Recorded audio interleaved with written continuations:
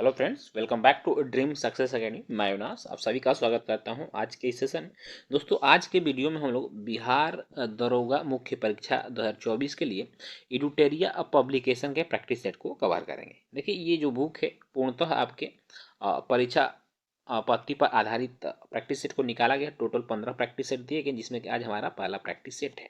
दोस्तों, जैसे कि आपको पता होगा 25 फरवरी को बिहार दरोगा मेंस के जो है डेट डिक्लेयर किए गए हैं। तो इसको ध्यान में रखते हुए हम लोग बहुत जल्द ही यानी आपके एग्जाम से पहले सारे प्रैक्टिस सेट को मैं कोशिश करूंगा कवर करेंगे, और जो भी इसमें इंपॉर्टेंट पॉइंट होगा क्वेश्चन से रिलेटेड, आपके एग्जाम के पॉइंट ऑफ व्यू से क्वेश्चन होगा, उसको मैं आपको एक्सप्लेन करते चलूंगा। ठीक है, तो चलिए स्टार्ट करते हैं आज का सेशन। तो दोस्तों, जैसे आप देख रहे हैं, सामान्य अध्ययन प्रश्न पत्र संख्या 1 है। देखिए, टोटल 100 क्वेश्चन होते हैं, जैसे आपको पता होगा। टोटल 200 मार्क्स और 2 आवर्स आपके एग्जाम में समय रहेगा। ठीक है, समय बहुत पर्याप्त होता है, तो इत्मीनान से आप एग्जाम को दे सकते हैं। ठीक है, देखिए क्वेश्चन नंबर 1 है कि निम्न में से कौन कांग्रेसी अध्यक्ष थे जिन्होंने क्रिप्स मिशन और लॉर्ड बेवल दोनों से वार्ताएं की थी।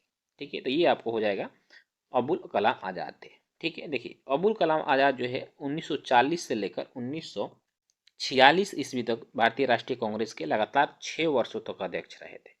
ठीक है, इसी बीच आपको क्रिप्स मिशन जैसे कि 1942 में आया था, और वेवल जो है 1945 में आए थे। तो दोनों से वार्ता करने वाले यह कांग्रेस अध्यक्ष थे। ठीक है, चलिए नेक्स्ट क्वेश्चन देखिएगा कि अनुशीलन समिति थी क्या। अनुशीलन समिति जो थी यह एक क्रांतिकारी संगठन था। ठीक है, देखिए इसकी स्थापना सन 1902 ईस्वी में बंगाल में पीएन मित्र के द्वारा किया गया था। पीएन याद रख लीजिए, पीएन मित्रा के द्वारा किया गया था। ठीक है, यहीं से एक क्वेश्चन ये बन गया कि अनुशीलन समिति की एक शाखा, ठीक है, पटना में, बिहार के पटना में सन 1913 ईस्वी में खोला गया था। किसके द्वारा? सचिंद्र नाथ सान्याल के द्वारा। तो ये भी क्वेश्चन आपके बन सकता है। ठीक है, चलिए आगे देखेंगे कि अखिल भारतीय किसान सभा के प्रथम सत्र की अध्यक्षता किसने किया था। देखिए, अखिल भारतीय किसान सभा की स्थापना आपसे सबसे पहले पूछ दिया जाता है। याद रखिए, अखिल भारतीय किसान सभा की स्थापना सन 1936 इसमें स्वामी सहजानंद के द्वारा किया गया था, और इसके जो प्रथम सत्र के अध्यक्ष थे यह आपको स्वामी सहजानंद सरस्वती ही थे। ठीक है, इन्हें भारत में किसान आंदोलन के जनक के रूप में भी जाना जाता है। एनजी रंगा जो थे यह भारत अखिल भारतीय किसान सभा के क्या थे? महासचिव थे। ठीक है, चलिए आगे देखेंगे निम्नलिखित में से कौन एक भारतीय राष्ट्रीय आंदोलन में क्रांतिकारी नेता नहीं थे। तो देखिए, सूर्य सेन, चंद्रशेखर आजाद, भगत सिंह, गोपाल कृष्ण गोखले जो थे यह नरम दल के नेता थे। किस? नरम दल के नेता थे, यह क्रांतिकारी नेता नहीं थे। और गोपाल कृष्ण गोखले को जो है, गोखले जो थे यह आपको महात्मा गांधी के जो थे, महात्मा गांधी के गुरु थे। और गोपाल कृष्ण गोखले के गुरु कौन थे? एमजी रनाडे का नाम सुने होंगे आप लोग। ठीक है, यह गोपाल कृष्ण गोखले के गुरु थे। गोपाल कृष्ण गोखले को महाराष्ट्र का सुकरात के नाम से भी जाना जाता है। ठीक है, चलिए आगे देखें कि 1921 ईस्वी में मोपला विद्रोह कहाँ हुआ था। देखिए, ये क्वेश्चन इंपॉर्टेंट है, बहुत बार एग्जाम में ये आया हुआ प्रश्न है। तो मोपला विद्रोह सबसे पहले याद रखें, यह केरल में हुआ था। ठीक है, यह है, ठीक है, मुस्लिम समुदायों के द्वारा जो हिंदू जमींदार थे, ठीक है, हिंदू जमींदारों के खिलाफ यह आंदोलन किया गया था। इसके जो नेता थे अली मुसलियार थे। ये क्वेश्चन आपके पूछ देता है कि मोपला विद्रोह के नेता कौन था। ठीक है, चलिए नेक्स्ट क्वेश्चन है, भारत में प्रथम रेलवे लाइन किस ब्रिटिश गवर्नर के समय में बिछाई गई थी। आप सभी को पता, लॉर्ड डलहौजी के समय 1853 ईस्वी में प्रथम बार रेलवे भारत में चला था। मुंबई से थाने के बीच कितना किलोमीटर याद रखिए, मुंबई से थाने के बीच 34 किलोमीटर चला था। ठीक है, चलिए लॉर्ड कर्जन बंगाल विभाजन से संबंधित है। लॉर्ड लीटन ने वर्नाक्यूलर प्रेस एक्ट को लागू किया था, याद रखिएगा। और लॉर्ड वेलेजली जो था, इसने एक अधिनियम लगाया था, सहायक संधि, जिसके लिए काफी प्रसिद्ध है। सहायक संधि को लागू करने वाला जो गवर्नर जनरल था वो लॉर्ड वेलेजली था। ठीक है, चलिए नेक्स्ट क्वेश्चन है कि निम्नलिखित में से कौन सी पुस्तक जो है तिलक ने लिखी है। देखिए, गीता रहस्य जो है यह तिलक के द्वारा लिखा गया है। इंडियन ट्रांजिशन की यदि हम बात करते हैं तो इसको लिखने वाले जो थे वो एम एन रॉय थे। ठीक है, एम एन रॉय थे। ठीक है, गोखले माई पॉलिटिकल गुरु यह महात्मा गांधी के द्वारा लिखी गई पुस्तक है। डिस्कवरी ऑफ इंडिया यह किसके द्वारा? जवाहरलाल नेहरू के द्वारा डिस्कवरी ऑफ इंडिया को लिखा गया है। चलिए, अलाउद्दीन खिलजी के आक्रमण के समय देवगिरी का शासक कौन था। देखिए, जब अलाउद्दीन खिलजी ने दक्षिण के प्रदेशों को जीतने का जो अभियान चलाया था, ठीक है, मलिक कफूर के नेतृत्व में, उस समय जो देवगिरी का शासक था यह रामचंद्र देव था। कौन? रामचंद्र देव, याद रखिए। अगला क्वेश्चन है, हल्दी घाटी के युद्ध महाराणा प्रताप की सेना के सेनापति कौन थे। देखिए, यह एक ऐसा युद्ध था जिसमें कि हिंदू राजा के जो सेनापति थे यह मुस्लिम थे और मुस्लिम राजा के सेनापति जो था हिंदू था। ठीक है, जैसे हल्दी घाटी का युद्ध सबसे याद रखिए पहले 1576 ईस्वी में अकबर तथा महाराणा प्रताप के बीच में होता है। तो महाराणा प्रताप के जो सेनापति था उसका नाम था हाकिम खान और जो अकबर का सेनापति था उसका नाम था मान सिंह। क्वेश्चन नंबर 10 है आपका कि निम्नलिखित में से कौन हड़प्पा और मोहनजोदड़ो के उत्खनन से संबंधित नहीं है। तो के एन दीक्षित, एम एस वत्स तथा आर डी बंजारी का संबंध हड़प्पा के उत्खनन स्थानों से है। वी एस मी जो था यह एक ब्रिटिश लेखक थे। नेक्स्ट क्वेश्चन है कि कलिंग नरेश खारवेल का संबंध था किस राजवंश से। तो यह आपको चेदी राजवंश से जो है संबंधित है। ठीक है, इसको ही अशोक ने हराया था। कलिंग नरेश खारवेल को ही अशोक ने हराया था। ठीक है, और देखिए यह जैन धर्म से संबंधित है और हाथी गुफा का आप लोग बहुत बार नाम सुनेंगे, हाथी गुफा। ठीक है, जो कि उड़ीसा में है। समझो यह खारवेल से ही। किस प्रकार की भूमि को अपृहत कहा जाता है। देखिए यहाँ अपृहत कहा जाता है। तो देखिए भूमियों को कई भागों में बांटा गया था। तो देखिए जो बिन जोती हुई जंगली भूमि होती थी उसको अपृहत कहा जाता था। क्या उसको अपृहत कहा जाता था। जो सिंचित भूमि होती थी, ठीक है, यानी कि सिंचाई करने लायक जो भूमि होती थी तो सिंचित भूमि कहा जाता था। जो बंजर भूमि होती थी उसको खील कहा जाता था। जो बंजर भूमि होती थी उसको खील कहा जाता था। जो चारागाह वाली भूमि होती सारा भूमि उसे कहा जाता था। ठीक है, चलिए अगला क्वेश्चन है जसवंत और दशावन नामक प्रसिद्ध चित्रकार किस मुगल सम्राट के राज दरबारी से संबंधित है। जसवंत और दशावन यह आपको अकबर के दरबार में रहते थे। ठीक है, चलिए अगला क्वेश्चन है कि प्राचीन भारत के महान व्याकरणविद पतंजलि किसके समकालीन थे। आपको बताना पतंजलि जो थे किस राजा के दरबार में रहते थे। तो यह आपको पुष्यमित्र शुंग के दरबार में रहते थे। ठीक है, पुष्यमित्र शुंग शुंग वंश का संस्थापक था। अगला क्वेश्चन है आपका कि 1936 ईस्वी में लखनऊ में आयोजित अखिल भारतीय किसान सभा का प्रथम अध्यक्ष कौन थे। तो यह आपको स्वामी सहजानंद सरस्वती, जैसे कि मैंने पहले बताया। अगला क्वेश्चन है पैराशूट धीरे धीरे नीचे आता है जबकि ऊंचाई से फेंका गया पत्थर तेजी से गिरता, ऐसा क्यों होता है। जब कभी आप ऊंचाई से एक पत्थर को गिराइएगा तो वो बहुत जल्दी जमीन पे आ जाता है, जबकि पैराशूट से जब ऊंचाई से आप कूदते हैं तो वो धीरे धीरे जमीन पे आता है। कि ऐसी प्रक्रिया क्यों होती है। ऐसी प्रक्रिया इसलिए होती है कि पैराशूट के जो पृष्ठ का क्षेत्रफल होता है वह पत्थर की अपेक्षा क्या होता है, ज्यादा होता है। ठीक है, अतः वायु का प्रतिरोध अधिक होता है, इसलिए ऑप्शन नंबर सी जो है आपका इधर राइट आंसर है। क्वेश्चन नंबर 17 है कि किसी वस्तु के रेखीय संवेग में परिवर्तन की दर उस पर लगने वाले बल के समानुपाती होती है। यहाँ पे बल हो जाएगा और यह जो न्यूटन का, ठीक है, सेकेंड ला के अनुसार होता है। ठीक है, चलिए क्वेश्चन नंबर 18 है कि अल्फा बीटा तथा गामा की वेधन शक्तियां अपने अवरोही क्रम में किस क्रम में होती हैं। अवरोही क्रम यानी घटते क्रम में। ठीक है, घटते क्रम में कह रहा है। तो सबसे देखिए अधिक इसमें हो जाएगा। तो क्या होगा, सबसे अधिक वेधन क्षमता किसकी, गामा का होती है, फिर बीटा का होता है, फिर अल्फा का होता है। चलिए ऑप्शन नंबर बी बिल्कुल सही है। क्वेश्चन नंबर 19 है कि टेफ्लॉन निम्नलिखित में किस एकलक का बहुलक है।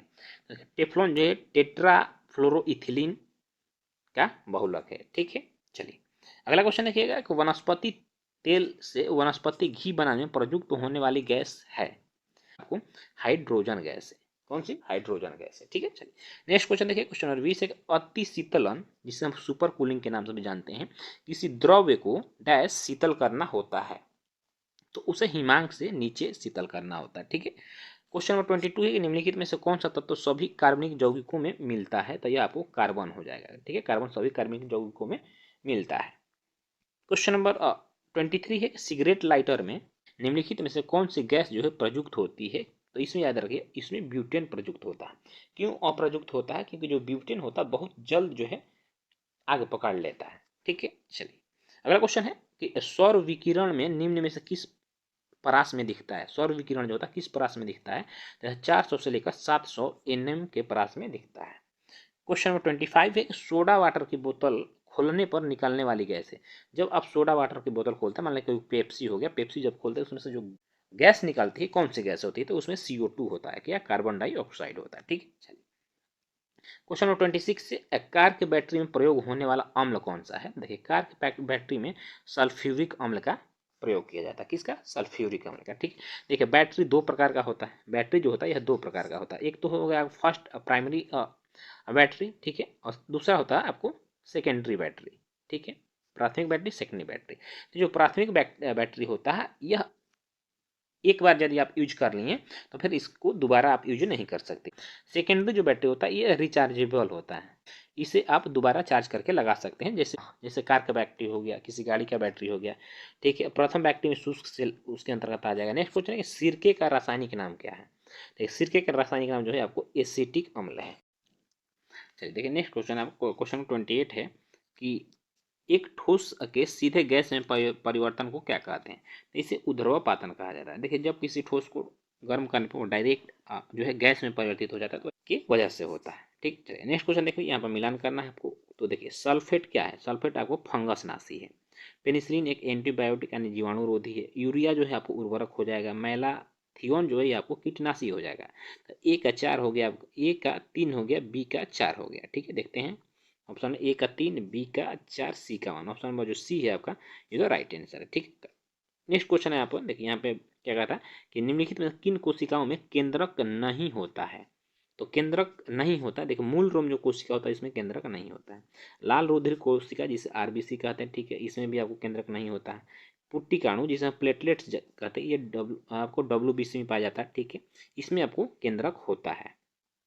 एक केंद्राणु मोनोसाइट में भी केंद्रक नहीं होता। तो ऑप्शन नंबर ए क्या हो जाएगा, 1, 2 और 4। ऑप्शन नंबर बी जो है आपका सही आंसर है। ठीक है, चलिए नेक्स्ट क्वेश्चन देखिएगा, मानव तंत्र में इंसुलिन किसका चयापचय जिसे हम मेटाबॉलिज्म कहते हैं नियंत्रित करता है। तो यह कार्बोहाइड्रेट को नियंत्रित करता है। ठीक है, क्वेश्चन नंबर आपका 32 है कि एक हाइड्रोकार्बन जिसमें कार्बन के 2 परमाणु द्विआबंध जुड़े हो क्या कहलाते हैं। तो यह आपको एल्कीन कहलाते हैं। क्वेश्चन नंबर 33 है कि डीएएन की पॉलीन्यूक्लियोटाइड श्रृंखला में क्या समाविष्ट होता है। तो इसमें एक नाइट्रोजनी क्षारक होता है, डीऑक्सीराइबोस शर्करा होता है और फॉस्फेट समूह होता है। ऑप्शन नंबर ए आपका इज द राइट आंसर है। ठीक, क्वेश्चन नंबर 34 है कि ट्राइग्लिसराइड क्या है। ट्राइग्लिसराइड जो यह है एक वसा है। ठीक है, शरीर में लोहे की कमी से होने से क्या होता है, तो शरीर में जब लोहे की कमी हो जाती है तो इसके रक्ताल्पता यानी कि एनीमिया रोग होता है। ठीक है, एनीमिया रोग होता है। देखिए जो लोहा होता है यह शरीर में आरबीसी को बढ़ाता है। स्कर्वी रोग विटामिन सी की कमी से होता है। दुर्बल हड्डियों में दुर्बलता जो है तो कैल्शियम की कमी के कारण होता है या प्रोटीन की कमी के कारण होता है। 36 भारत में राष्ट्रीय आय की गणना में एक समस्या क्या है। देखिए राष्ट्रीय आय की गणना में आपका जो असंगठित क्षेत्र है एक बहुत बड़ी समस्या है। अब असंगठित क्षेत्र किससे कहते हैं, जैसे मान लो कोई ठेला वाला है जो अपना रोजगार किया है, कोई दुकान वाला है जहाँ जहाँ पे 1-2 लोगों को रखकर वो अपना दुकान चला रहा है। परचून का दुकान हो गया आपका, सब्जी का दुकान हो गया, ये सब जो होते हैं ना, ये छोटे छोटे जो वर्कर होते हैं ये असंगठित क्षेत्र के अंतर्गत आ जाएंगे, असंगठित क्षेत्र के अंतर्गत आ जाएंगे। ठीक है, जो उनकी 90% जो भारत में आय होता है ये असंगठित क्षेत्रों से होता है। ठीक है, 10% ऐसे क्षेत्र जो कि संगठित क्षेत्र हैं। असंगठित क्षेत्र वैसे क्षेत्र को आते हैं जिसमें कि सरकार के जो भी सरकारी नियम है, ठीक है, जो भी सरकारी नियम है वो बाकायदे लगते हैं। ठीक है, जैसे बड़े बड़े फर्म हो गया, जैसे बड़ा कंपनी, मान लीजिए आप टाटा कंपनी में काम कर रहे हैं, ठीक है, या कोई सरकारी कंपनी है जैसे कि आप रेलवे में काम कर रहे हैं, ठीक है, डिफेंस में काम कर रहे हैं, तो ये सब क्या हो जाएगा, यह आपको संगठित क्षेत्र के अंतर्गत आता है, जिससे कि जिसकी आय करने में सरकार को कोई परेशानी नहीं होती, क्योंकि पूरा सरकार का जो नियमों कायदे कानून है वहाँ पे लागू होते हैं। तो ये रही संगठित क्षेत्र की बात। अब यहाँ पे आय की गणना में समस्या की बात कर रहा है तो फिर असंगठित क्षेत्र जो है समस्या के रूप में एक है। क्वेश्चन नंबर 37 है कि भारत में कृषि पुनर्वित्त प्रदान करने के लिए शिखर स्तर के बैंक का क्या नाम है। देखिए कृषि के क्षेत्र में यानी कि वित्त उपलब्ध कराने जो कराता है भारत में, वह कृषि तथा ग्रामीण विकास राष्ट्रीय बैंक कराता है। ठीक है, इसे ही हम लोग नाबार्ड के नाम से भी जानते हैं। ठीक है, किसे नाबार्ड के नाम से जानते हैं। नाबार्ड की स्थापना जो है 1982 ईस्वी में, ठीक है, शिवरामन समिति, ये देखिए कभी क्वेश्चन पूछ देगा आपका, समिति शिवरामन समिति के सिफारिश पर जो है किया गया था। ठीक है, चलिए अगला क्वेश्चन देखिएगा कि किसी अर्थव्यवस्था में निम्नलिखित में से किसी एक माप से गिनी गुणांक अथवा किसी अनुपात को संबंध किया जा सकता है। देखिए गिनी गुणांक जो होता है यह आय में असमानता को दर्शाता है। ठीक है, ऑप्शन नंबर सी आपका इधर वेट राइट आंसर है। नेक्स्ट क्वेश्चन है कि मांग के नियम में निम्नलिखित में से कौन सी एक पूर्ण धारणा नहीं है।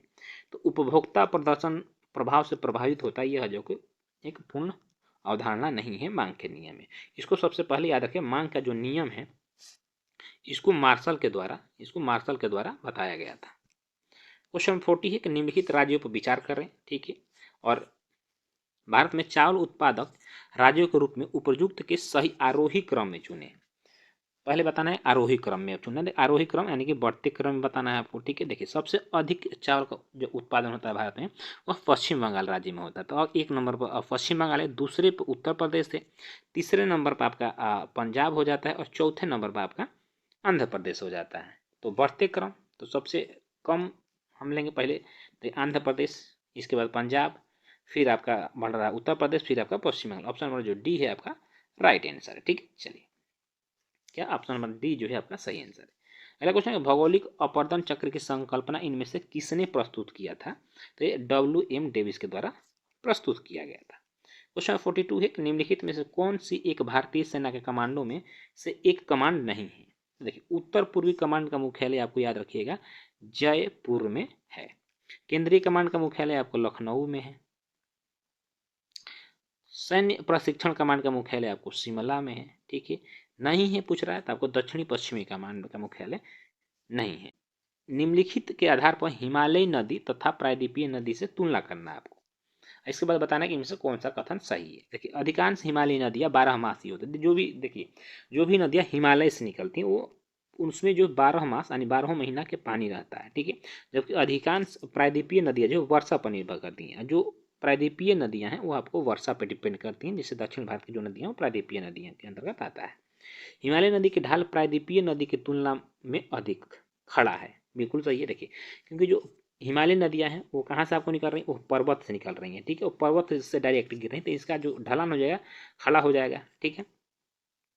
और जबकि जो 12 मासी नदियां हैं यह मैक्सिमम आपको समतल मैदानों में चलती हैं, तो ये इसका जो ढलान है समतल होता है तो ज़्यादा खड़ा ये नहीं होता, ठीक है। तो ऑप्शन नंबर ए बी तो आपका सही है। प्रायद्वीपीय नदी हिमालय नदी की तुलना में अपने रास्ते में अधिक क्षरण करती है। अधिक क्षरण मतलब अधिक अपवर्तन करती है।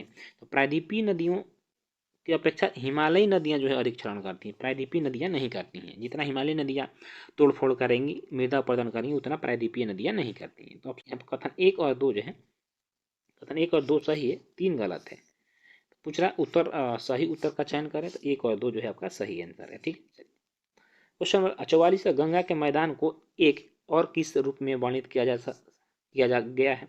तो इसे जो है जियोसिनक्लाइन कहा जाता है, ठीक है। अब देखिए जियोसिनक्लाइन क्या है? देखिए जियोसिनक्लाइन को भूसनत्ती के नाम से भी जानते हैं। जब बहुत लंबे समय तक, ठीक है, मलबे का जमाव एक जगह होता है तो उसी से जो आकृतियां बनती है उसे जियोसिनक्लाइन कहते हैं, ठीक है। Option number C. Question number 45 भूमिगत कोयले का दहन किस राज्य में होता है? तो यह आपको झारखंड में होता है। झारखंड का झरिया जो कि अपने कोयला उत्पादन के लिए काफी प्रसिद्ध है, आप लोग नाम सुने होंगे। तो सबसे अधिक कोयले का जो भूमिगत कोयले का दहन होता है या झारखंड में होता है। क्वेश्चन नंबर 46 आसान क्वेश्चन। अर्जुन पुरस्कार किस वर्ष प्रारंभ किया गया था? 1961 ईस्वी में। खेल के क्षेत्र में उत्कृष्ट योगदान के लिए जो यह पुरस्कार दिया जाता है। अगला क्वेश्चन है कि तुमालापल्ली खदान जिसे दुनिया का सबसे बड़ा यूरेनियम का भंडार माना जाता है अवस्थित है? यह आपको आंध्र प्रदेश में अवस्थित है, ठीक है। चलिए अगला क्वेश्चन है कि जवाहर सुरंग का निर्माण निम्न में से किस दौरे के अंतर्गत किया गया है? देखिए जवाहर सुरंग आपको जम्मू एंड कश्मीर में बनकर तैयार हुआ। यह बनिहाल दर्रा के अंतर्गत बनाया गया है। इसकी लंबाई लगभग 2.5 किलोमीटर 2.55 किलोमीटर के आसपास है। क्वेश्चन 49 है कि सौर मंडल का सबसे चमकदार ग्रह कौन सा है? सौर मंडल का जो सबसे चमकदार ग्रह है आपको शुक्र हो जाएगा। कौन सा? शुक्र हो जाएगा, ठीक है। नेक्स्ट क्वेश्चन है कौन सा वैश्विक सम्मेलन ग्रीन हाउस गैस उत्सर्जनों में कमी के लिए आयोजित वैश्विक समझौते की दिशा में पहला कदम था? देखिए पहला कदम पूछ रहा है, लिखिए, इसलिए यहाँ थोड़ा ट्रिकी क्वेश्चन हो जाएगा। देखिए क्योटो प्रोटोकॉल जो ये भी आपको ग्रीन हाउस गैस उत्सर्जन से संबंधित है, किंतु जो रियो सम्मेलन है ना यह 1992 ईस्वी में हुआ था रियो डी जेनेरियो में। इसे ही हम लोग पृथ्वी सम्मेलन के नाम से भी जानते हैं। क्या? पृथ्वी सम्मेलन, ठीक है। ये आपको पहला कदम था ग्रीन हाउस गैसों के उत्सर्जन में कमी लाने के लिए किया गया एक वैश्विक समझौते का, ठीक है। तो क्योटो प्रोटोकॉल और रियो प्रोटोकॉल दोनों याद रखिएगा। आपको ग्रीन हाउस गैसों में कमी लाने के लिए किया गया था, ठीक है। वियना समझौता 1985 ईस्वी में होता है और 1987 ईस्वी आपको मॉन्ट्रियल प्रोटोकॉल होता है। मॉन्ट्रियल प्रोटोकॉल जो कि कनाडा में होता है, ठीक है। ये आपको ओजोन परत के संरक्षण से संबंधित है। ओजोन परत के संरक्षण के लिए किया गया जो वैश्विक समझौता था, जो पहला था वो वियना समझौता था और द्वितीय जो किया गया मॉन्ट्रियल प्रोटोकॉल किया गया था, ठीक है। तो यह आपको दो ओजोन परत के संरक्षण से संबंधित। क्वेश्चन 51 के निम्नलिखित में कौन सा वन्य जीव अभयारण्य जो बिहार के मुंगेर जिले में स्थित है? देखिए बिहार के मुंगेर जिले में आपको भीम बांध स्थित है। वाल्मीकि वन्य जीव अभयारण्य यह पश्चिमी चंपारण है, क्या पश्चिमी चंपारण में स्थित है। ठीक, चलिए क्वेश्चन नंबर 52 देखिए, काफी अच्छा क्वेश्चन है भी, और बार जो है बिहार के एग्जाम में पूछता है क्वेश्चन कि नागा पक्षी अभयारण्य बिहार के निम्नलिखित में से किस जिले में अवस्थित है? ये आपको जमुई जिले में नागा नाकटी झील के नाम से भी जाना जाता है। क्वेश्चन नंबर 53 है कि बिहार में गन्ना उत्पादन में अग्रणी जिला कौन सा है? तो सबसे अधिक जो बिहार में ईख का उत्पादन, गन्ना का उत्पादन करता है, यह पश्चिमी चंपारण है। यदि भारत में सबसे अधिक गन्ना का उत्पादन करने वाला राज्य पूछे तो फिर आपका उत्तर प्रदेश हो जाएगा। ठीक, चलिए अगला क्वेश्चन है कि दक्षिण पूर्व एशिया में दक्षिण से उत्तर कहाँ जाना है आपको? दक्षिण से, यानी इधर दक्षिण से उत्तर की ओर बढ़ने पर निम्नलिखित शहरों के विद्यमान होने का सही क्रम क्या है? ठीक है, देखिए सबसे पहले आपको क्या जकार्ता पड़ जाएगा, उसके बाद सिंगापुर पड़ जाएगा, फिर बैंकॉक हो जाएगा, फिर हनोई पड़ जाएगा। ऑप्शन नंबर जो है आपका सी जो है ये जो राइट आंसर है। ठीक है, चलिए क्वेश्चन नंबर आपका 55 है कि निम्नलिखित में से किस क्षेत्र में भूमध्य सागरीय जलवायु प्रचलित नहीं है? तो देखिए भूमध्य सागरीय जलवायु जो है यह पंपास के क्षेत्रों में प्रचलित नहीं है, या ये जो है आपको उष्णकटिबंधीय घास के मैदान का उदाहरण है पंपास। पंपास जो है अर्जेंटीना में जो है एक घास का मैदान है। ठीक है, चलिए नेक्स्ट क्वेश्चन देखिएगा कि निम्नलिखित में से कौन सी जो है जल संधि अमेरिका और रूस को अलग करती है? अमेरिका के अलास्का और रूस को अलग करती है, तो ये आपको बेरिंग जल संधि हो जाएगा। Option number A is the right answer है। ठीक है, चलिए क्वेश्चन नंबर 57 है कि चंबल नदी पर राणा प्रताप सागर जल विद्युत परियोजना किस राज्य में अवस्थित है? चंबल नदी पर यह बनाया गया कौन सा? राणा प्रताप सागर। तो डायरेक्ट क्वेश्चन आपसे क्या पूछेगा कि राणा प्रताप सागर झील जो है किस नदी पर है? याद रखें चंबल नदी पर, यह आपको राजस्थान में है। Option number B is the right answer. ठीक है, देखिए चंबल नदी पर दो और बांध बनाए गए आपको, गांधी सागर बांध तथा जवाहर सागर बांध, ये भी आपको चंबल नदी पर बनाया गया है। क्वेश्चन नंबर 58 है कि निम्नलिखित में कौन सी मवेशी नस्ल राजस्थान की नहीं है? देखिए राठी, मेवाती और थारपारकर, यह तीनों जो है गाय की नस्लें हैं। हलीकर भी गाय की नस्ल है, किंतु पूछा कि राजस्थान की कौन है? तो तीनों जो है आपको राजस्थान में पाई जाती हैं। हलीकर जो है यह आपको राजस्थान में नहीं पाई जाती है। ठीक है, सबसे अधिक दूध देने वाली गाय की जो नस्ल है वो होल्स्टीन है। ठीक है, किंतु भारत में यदि पूछते भारत में सबसे अधिक दूध देने वाली गाय की नस्ल क्या है, तो यह आपको गिर नस्ल है जो कि गुजरात में पाई जाती है। क्वेश्चन नंबर 59 है कि निम्नलिखित में से कौन सा एक जर्मनी का कोयला क्षेत्र नहीं है? रूर तो जर्मनी का है। ठीक है, सार बेसिन आपका यह भी जर्मनी का है। अचेन बेसिन यह भी आपका जर्मनी का है। देखिए लोरेन बेसिन जो है ना, यह आपको जर्मनी का नहीं, यह आपको फ्रांस की कोयला क्षेत्र है। ठीक है, फ्रांस का कोयला क्षेत्र है। अगला क्वेश्चन है कि मेघालय पठार किसका विस्तार है? मेघालय जो पठारी प्रायद्वीपीय पठार का विस्तार है। अब अगला क्वेश्चन है कि हाँ, ये क्वेश्चन यहाँ से दिखाता है कि अरावली जो है अवशिष्ट पर्वत का उदाहरण है, यानी सबसे पुरानी पर्वतों में भारत में सबसे जो पुराना पर्वत अरावली पर्वत श्रेणी है। हिमालय जो है सबसे नवीनतम पर्वत श्रेणी के अंतर्गत आ जाता है। क्वेश्चन 61 पूंछी आयोग निम्न से संबंधित है। देखिए पूंछी आयोग का संबंध केंद्र तथा राज्य संबंध से, किससे? केंद्र तथा राज्य संबंध से। इसकी स्थापना जो है गठन 2007 में किया गया था और 2010 में इसने अपनी रिपोर्ट सौंपी थी। क्वेश्चन 62 है कि 1992 के 73वें संविधान संशोधन अधिनियम के संदर्भ में यह निम्नलिखित में किसे अनिवार्य आरक्षण प्रदान किया गया? इसमें अनुसूचित जाति, अनुसूचित जनजाति तथा महिलाओं को जो है आरक्षण प्रदान किया गया था। तो ऑप्शन नंबर ए, 2 और 3 सही है। देखिए 73वां संविधान संशोधन सन 1992 ईस्वी में हुआ था। इसके दो जो पंचायती राज व्यवस्था थी, ठीक है, पंचायती राज व्यवस्था को संवैधानिक दर्जा दिया गया, याद रखिएगा। और इसे लागू कब किया गया था? तो इसे 24 अप्रैल, ठीक है, सन 1993 ईस्वी को लागू किया गया था पंचायती राज को। तब से प्रत्येक जो है साल 24 अप्रैल को हम लोग पंचायती राज दिवस के रूप में मनाते हैं, याद रखिएगा इस क्वेश्चन को। ठीक है, संविधान का 11वां अनुसूची है, इसमें आपको पंचायती राज व्यवस्था को जोड़ा गया। 12वीं अनुसूची में नगर पालिकाओं को जोड़ा गया। ठीक है, चलिए अगला क्वेश्चन देखिए कि भारतीय संविधान में 21वां संशोधन अधिनियम द्वारा किस भाषा को जोड़ा गया था? देखिए ये वेरी इंपॉर्टेंट क्वेश्चन है। यहाँ से मैं आपको बहुत सारे जो क्वेश्चन को एक्सप्लेन करूँगा, अच्छे से सुनिएगा। देखिए जब हमारा संविधान बना था ना, उस समय संविधान में सिर्फ मूल 14 जो है मूल भाषाएं थी। कितनी? 14 मूल भाषाएं थी। ठीक है, किंतु आपको 21वां संविधान संशोधन होता है कब? 21वां संविधान संशोधन 1967 ईस्वी में होता है और इसके तहत संविधान में एक भाषा जोड़ी गई, कौन? सिंधी भाषा को जोड़ा गया। ठीक, क्या पूछ रहा है? द्वारा 21वां संशोधन अधिनियम द्वारा किस भाषा को जोड़ा गया? याद रखिए, सिंधी भाषा को जोड़ा गया। ठीक है, फिर आपको संविधान में 71वां संविधान संशोधन इस जो कि 1992 ईस्वी में हुआ था। ठीक है, इसके तहत 3 भाषाओं को जोड़ा गया। कौन कौन? मणिपुरी, याद रखिए, मणिपुरी, नेपाली तथा कोंकणी। कोंकणी भाषा कहाँ बोली जाती है? यह आपको कोंकणी भाषा गोवा में बोली जाती है। ठीक, तो नेपाली, मणिपुरी, कोंकणी 71वां संविधान संशोधन 1992 के तहत जोड़ा गया था। होता है 2002 में संविधान में 92वां संविधान संशोधन होता है। इसके तहत 4 भारतीय भाषाओं को शामिल किया गया, जिसमें मैथिली, यदि आप बिहार से संबंधित हैं इस क्वेश्चन को जरूर याद है, मैथिली, ठीक है, संथाली, बोडो, ठीक है, तथा डोंगरी। याद रख लीजिए, डोंगरी। इन 4 भाषाओं को और जोड़ा गया था। अब कितनी भाषाएं होंगी? अब टोटल भारत में जो है 22 भाषाएं हैं जिसको मान्यता प्राप्त है। तो ये जो है आप जो संशोधन है इसे जरूर याद रखिएगा। एक बार मैं फिर से रिपीट कर देता हूँ। 21वां संविधान संशोधन के तहत जो है एक भाषा को जोड़ा गया, सिंधी को। 71वां संविधान संशोधन के तहत 3 भाषा को जोड़ा गया, मणिपुरी, कोंकणी, नेपाली को। फिर आपको होता है 92वां संविधान संशोधन के तहत जो है 4 भाषाओं को जोड़ा गया, जिसमें मैथिली, संथाली, बोडो, डोगरी थी। ठीक, इस तरह से कितनी भाषाएं होंगी? पहले 14 थी, 1 4 1 3 1 4 4 8 यानी 8 और जिसमें जोड़ेंगे टोटल 22 भाषाएं हो। ठीक है, सन भी आप जरूर याद रखिएगा। ये 1967 में हुआ था, ये 1992 में हुआ था और ये 2002 में हुआ था। अगला क्वेश्चन है कि संविधान का 103वां संशोधन निम्न में से किससे संबंधित? देखिए, 103वां संशोधन जो है यह आर्थिक रूप से कमजोर वर्ग यानी जो EWS को, ठीक है, 10% आरक्षण दिया गया। 130वां संविधान संशोधन के तहत दिया गया। देखिए, GST वस्तु एवं सेवा का, जिसे हम GST के रूप में जानते हैं, यह 101वां संवैधानिक संशोधन के तहत GST को संवैधानिक दर्जा दिया गया था। ठीक है, लोकसभा में SC और ST की सीटों के लिए जो आरक्षण किया गया, यह भी 104वां संविधान संशोधन के तहत 10 वर्षों के लिए बढ़ा दिया गया था। ठीक है, आगे देखें, निम्नलिखित में से कौन सा एकमात्र जो है एक प्रावधान भारतीय संविधान के अंतर्गत संसद के सदस्यों के विशेषाधिकार तथा उन्मुक्तियों को निर्धारित करता है?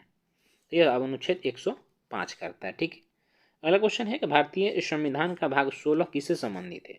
देखिए, भारतीय संविधान जो भाग 16 है यह कुछ वर्गों के लिए विशेष उपबंध करता है। ठीक है, वित्त आयोग की यदि हम बात करते हैं, भाग 19 है। ठीक है, यह वित्त आयोग से संबंधित है। अखिल भारतीय सेवा का जो सृजन किया जाता है यह आपको भाग 14 में। अगला क्वेश्चन आपका कि निम्नलिखित में से संविधान सभा की संघ संविधान समिति का अध्यक्ष कौन थे? देखिए, संघ संविधान समिति के अध्यक्ष जवाहरलाल नेहरू थे। ठीक है, BR अम्बेडकर प्रारूप समिति के अध्यक्ष JB कृपलानी जो थे, यह जो मौलिक अधिकार की उप समिति थी, मौलिक अधिकारों की उप समिति, ठीक है, इसके अध्यक्ष थे। यदि मौलिक अधिकारों की समिति की बात करता तो फिर आपको फिर वहां पे सरदार वल्लभ भाई पटेल हो जाते हैं। क्वेश्चन 68 है, निम्नलिखित में किस अधिनियम के अंतर्गत भारतीय विधान परिषद को बजट पर बहस करने की शक्ति प्रदान की गई? ठीक, 1892 ईस्वी का अधिनियम, भारत शासन अधिनियम 1892 के तहत विधान परिषद को जो है बजट पर बहस करने का अधिकार दिया गया था। ठीक, चलिए अगला क्वेश्चन देखेंगे कि भारतीय संविधान में किस प्रकार की शासन प्रणाली की व्यवस्था की गई है? तो यह जो है संसदात्मक शासन प्रणाली की व्यवस्था की गई भारतीय संविधान में, जो कि ब्रिटेन के संविधान से लिया गया है। ठीक है, चलिए अगला क्वेश्चन है, क्वेश्चन में 69 है कि निम्नलिखित में से कौन सा संवैधानिक प्रावधान भारतीय संविधान द्वारा ब्रिटिश संविधान से लिया गया है?